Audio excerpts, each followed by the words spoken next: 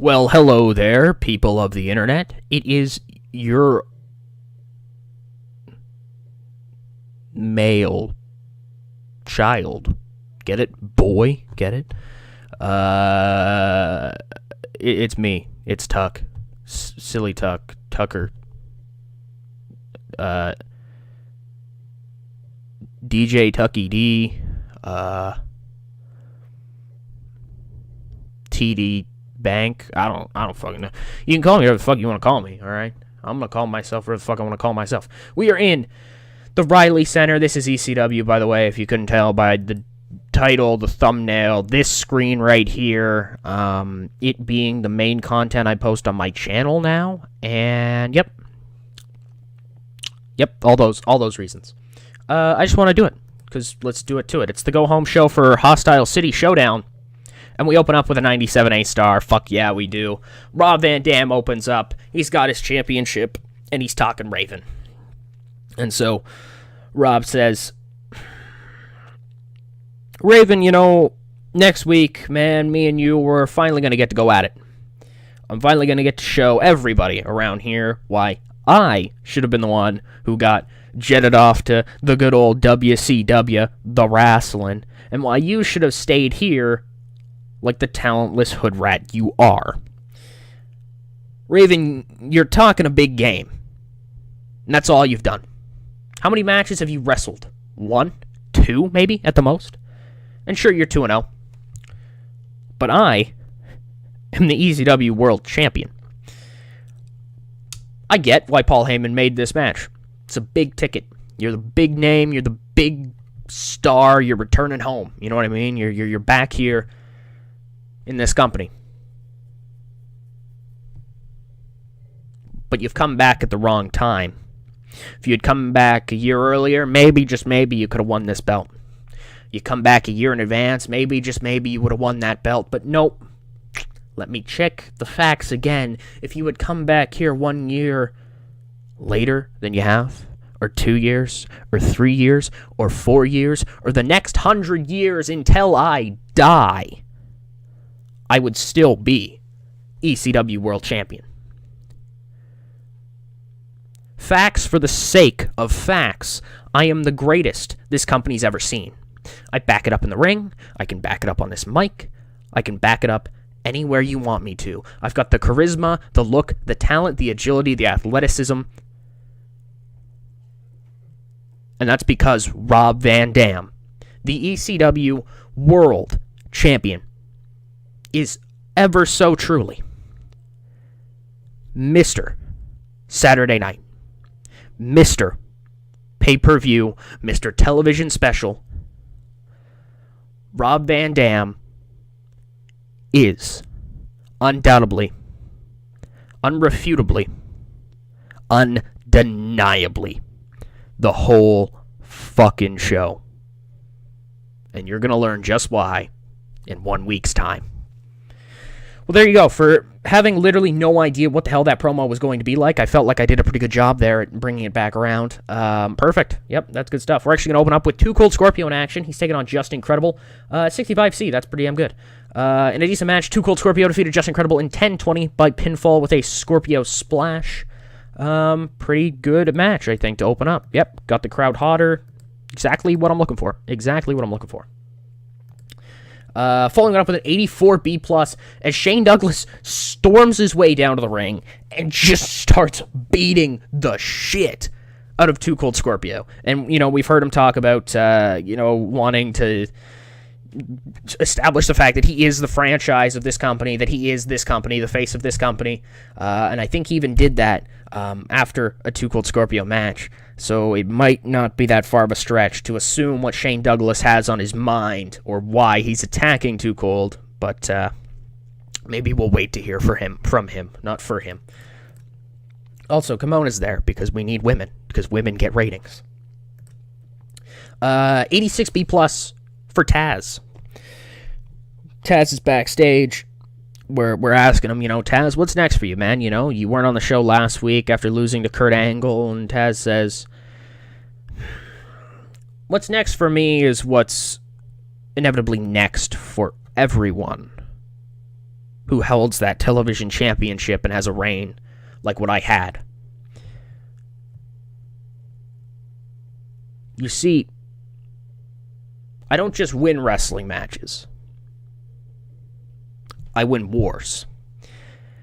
And I'll be honest, we lost to Kurt Angle. And my respect goes out to Kurt Angle. As two gladiators, two fighters, two warriors, two wrestlers, whatever you want to call us. That man, he's all right by me. Maybe as a person, I disagree with what he thinks. He thinks he's the best. I know I'm the best. No matter. What's next for me is the goal of everybody who ever steps foot in this company. I made that television championship matter. I made it matter more than the world championship.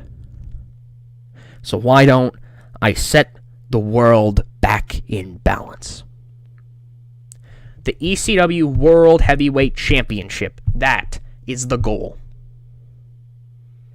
And if you know me, and I think everybody around here by now knows me, I achieve my goals.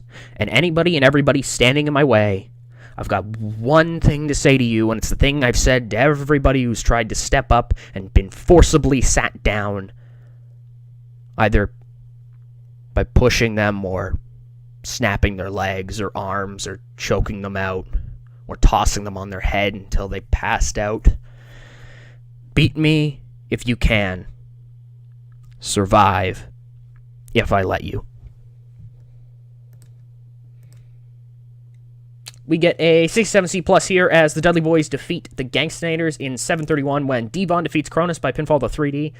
The Dudleys are, of course, the number one contenders for the tag team titles. So, yeah, we're getting them some momentum here. No real thoughts on when their title match will be, but we're going to see the Hardy Brothers in action later on tonight anyways. So, cool. We get a promo here from Tommy Dreamer and Jerry Lynn with Beulah, and they're hyping up the main event tonight.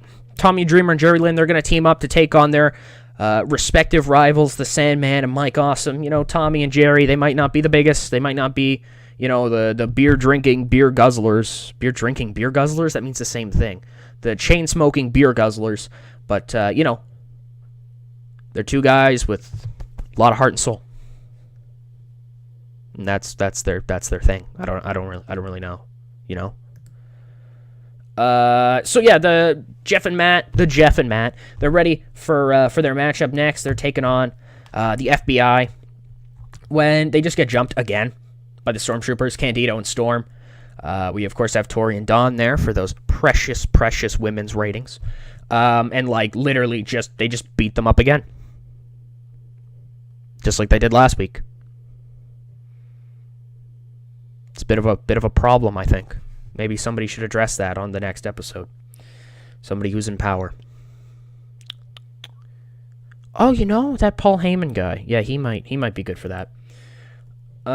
We get a 64C as to replace the tag team champions, the Hardy Brothers. We get Tosetsuba, and they put on a pretty damn good performance. In a decent match, Tosetsuba defeated the FBI in 7:58, when Tajiri defeated Tony Mamaluke by pinfall with a Shindaniku, which I believe was like cleaving blade or something like that.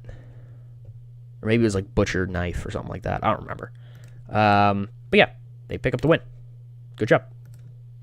84B plus as Kurt Angle comes out with his television championship and he says, Tazz, I'm going to choose to ignore what you said earlier tonight because that's over, that's done with. You know, you say beat me if you can, survive if I let you. Well, I'm standing here with your title, as you like to say, and you're not.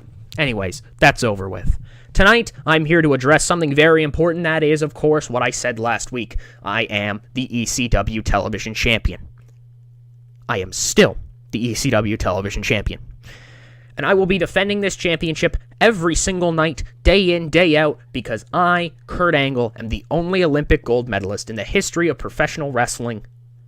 And I won so with a broken fucking neck.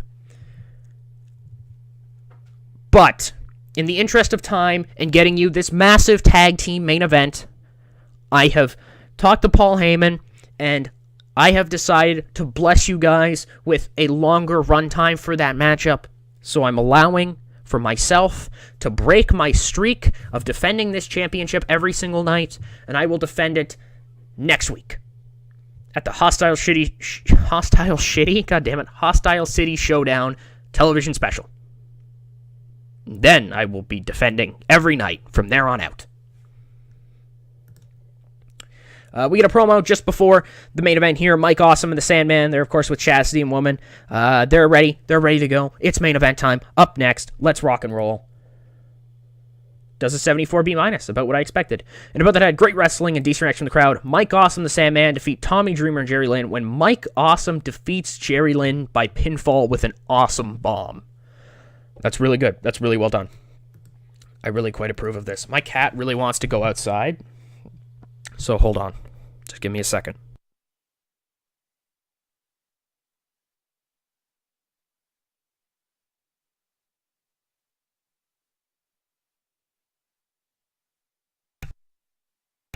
I bend the knee to the cats, of course, right? So yeah, there's a pretty nice main event there. Goes pretty well. Awesome and Sandman pick up the victory.